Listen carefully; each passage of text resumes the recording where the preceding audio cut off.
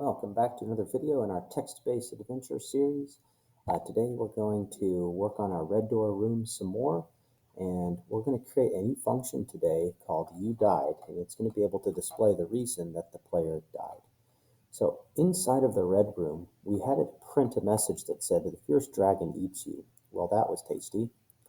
Instead of it printing the message, we're going to attach it to the function called uDied, like this. All right, now we're going to go give a definition for this new function, uDied. We're going to pass in the reason known as why.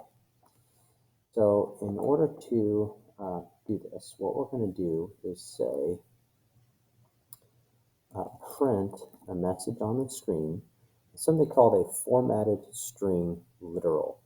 So what this will enable us to do is print whatever the reason is that they died, whether it's from a red dragon or a troll or something in the game. They fall off the edge. It's going to print the reason, going to pass it in, and then say, good job. And it will then exit the game. So after that, we're going to say exit. And program entirely and print no errors. We can add a little bit of notation here with a comment, and we can say that prints why the player died. Okay. So that's pretty good. So I move this back over. Orientation right.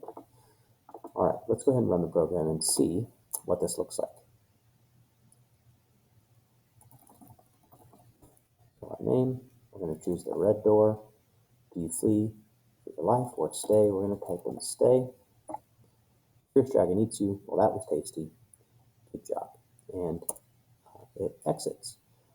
Okay, so that's actually pretty much it for this video. We're going to be able to use this again later and print different messages based on different encounters.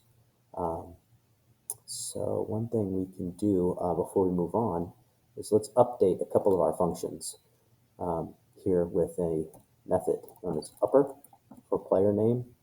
This will make it so that once the player name has been typed in, it converts it all to capital letters.